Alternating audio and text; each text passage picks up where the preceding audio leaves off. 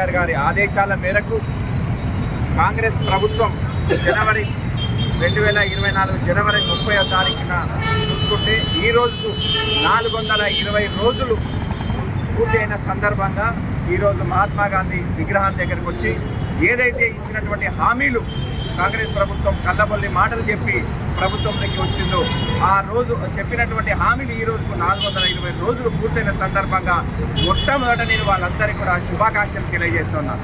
ఎందుకోసం అంటే ఇలా ప్రజలు ఒక నిర్ణయం తీసుకున్నారు. ఏంటంటే ఈరోజు ఉదయం కాంగ్రెస్ పార్టీ అఫీషియల్గా పెట్టినటువంటి పోస్టు ఇలా పోల్ పెట్టిండ్రు. ఉదయం మీకు ఫామ్ హౌస్ పాలన కావాలన్నా ప్రజాపాలన కావాలన్నా అని ప్రజలను ఇలా టీపీసీ ఏదైతే కాంగ్రెస్ అఫీషియల్ ట్వీట్లో పెట్టిండ్రో దాంట్లో ప్రజలు ఇలా వాళ్ళు ఖచ్చితంగా నిర్ణయం తీసుకున్నారు.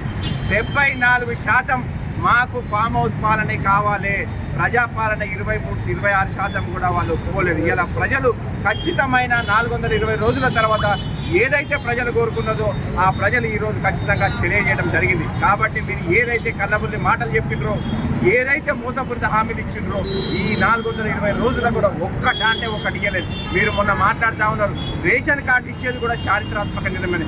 రేషన్ కార్డు ఇవ్వడం అనేది ఏ ప్రభుత్వం వచ్చినా కూడా ఆ ప్రభుత్వంలో ఒక భాగమే. ఆ ఇచ్చినటువంటి ప్రభుత్వం స్కీమ్స్ వేరు, ఇవ్వాల్సినటువంటి హక్కులు వేరు. ఆ ప్రభుత్వం రేషన్ కార్డు అనేది ప్రజల ఒక హక్కు, అది ఖచ్చితంగా ఇవ్వాలి. దానికి పెద్ద స్కీమ్ కాదు, స్కీమ్కు వేరే, ప్రజల హక్కు వేరే. కాబట్టి మేము కాంగ్రెస్ పాలనలో 2021 రోజు రేషన్ కార్డు ఇచ్చే కార్యక్రమంలో ఇప్పుడు సీఎం బట్టి విక్రమార్క కూడా ఆ రోజు పాల్గొనడం జరిగింది. మేము ఇవ్వలేదంటే 6,74,729 రేషన్ కార్డులు టీఆర్ఎస్ ప్రభుత్వంలో ఇచ్చడం జరిగింది. ఆ కార్యక్రమంలో మీరు కూడా పాల్గొన్నారు. మీరు అబద్ధాలు చెప్పాలంటే కనీసం ఒక్కసారి ఆలోచన చేసుకుని అబద్ధాలు చెప్పండి. ఇవాళ డైవర్షన్ పాలిటిక్స్ జరుగుతున్నాయి. తెలంగాణలో ఏ కార్యక్రమం తీసుకున్నా కూడా చెప్పినా ఏమైంది, ఇవాళ రైతు బంధు ఏమైంది, రైతు రుణమాఫీ ఏమైంది. రుణమాఫీ మీరు చెప్పింది ఎంత, మొట్టమొదట 49 లక్షల కోట్లు అన్నారు, దాని తర్వాత 30 లక్షల కోట్లని, దాని తర్వాత 22 లక్షల కోట్లని. మీరు ఒక్కటి చెప్తే అది సాయంత్రం కల్లా ఇంకొక మంత్రి ఇంకొక విధంగా చెప్తారు.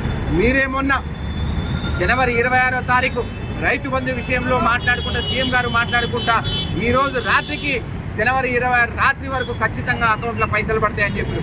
ఒక 10 నిమిషాల తర్వాత అదే స్పీచ్ అయిపోలేదు, ముఖ్యమంత్రి మాట్లాడతాడు మార్చి 31కు పడతాయంటారు. ఏం నమ్మాలి ప్రజలు భయంకరంగా కన్ఫ్యూజన్లో ఉన్నారు. మీరు ఏం నమ్మాలి? ముఖ్యమంత్రి ఒకటి మాట్లాడతాడు, డిప్యూటీ సీఎం ఒకటి మాట్లాడతాడు, ఇంకొక మంత్రి ఒకటి మాట్లాడతాడు. ఇవాళ తెలంగాణ రాష్ట్రంలో ప్రభుత్వం చేతిలో లేదు, అధికారుల చేతిలో ఉంది. ఇలా మంత్రులు ఏం చెప్తున్నారో అధికారులు కూడా పాటించే పరిస్థితి లేదు. కాబట్టి చాలా గందరగోళమైన పరిస్థితి ఉంది. కాబట్టి ఇలా 420 రోజులైనందుకు మేము మహాత్మా గాంధీని వేడుకుంటాం. అయ్యా, ఈ కాంగ్రెస్ ప్రభుత్వానికి ఒక్కసారి కళ్ళు తెరిపించు. ఏదైతే ప్రజాపాలన చెప్పిండ్రో, విక్రమ పాలన చెప్పిండ్రో, ఏదైతే కళ్ళబొల్లి మాటలు చెప్పిండ్రో అని వాళ్ళందరికీ కళ్ళు తెరిపించు. మా చెవులలో ఇలా పూలు పెట్టిండ్రు, మేమందరం కూడా దానికి నిరసనగా చెవులలో పూలు పెట్టుకుని మహాత్మా గాంధీ దగ్గర వేడుకుంటున్నాం. మమ్మల్ని కాపాడు, ఈ తెలంగాణ ప్రభుత్వ రాష్ట్రాన్ని కాపాడు, మీ చేతుల్లో ఉంది. మీరు చూపించిన దారిలో ఈ తెలంగాణ రాష్ట్రాన్ని సాధించుకున్నారు కేసీఆర్ గారు. ఆయన 10 సంవత్సరాల పాలనలో ఎలాంటి ఇబ్బందులు, హామీలు ఇవ్వకుండా కూడా చేయాల్సిన పనులన్నీ కూడా చేసిండు కేసీఆర్ గారు. మీరు హామీలు ఇచ్చినవి కూడా చేయలేకుండా ఇవాళ డైవర్షన్ పాలిటిక్స్ చేస్తుండ్రు. పొద్దున లేస్తే police station arrest, house arrest, ఏ కార్యక్రమం చేద్దామన్నా హౌస్ అరెస్టు చేస్తూ ఉన్నారు. కాబట్టి దయచేసి మీరు భయపడేది లేదు. ఇంకా 4 సంవత్సరాలు కొట్లాడతాం.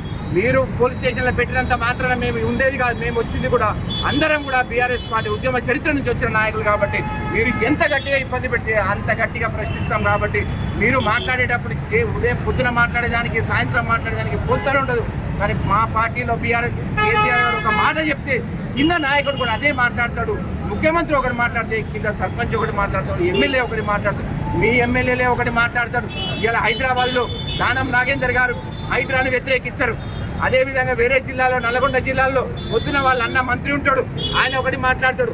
సాయంత్రం వాళ్ళ తమ్ముడు వచ్చి కేసీఆర్ గారిని కోరుకుంటారని ఆయన మాట్లాడతారు. ఇలా మహబూబ్ నగర్ జిల్లా అనిల్ రెడ్డి ఎమ్మెల్యే మాట్లాడతారు. పొంగులేటి గారి రెవెన్యూ శాఖలో అవినీతి ఎక్కువైందని వాళ్ళ దాంట్లో వాళ్ళే కొట్లాడుకుంటా ఉన్నారు.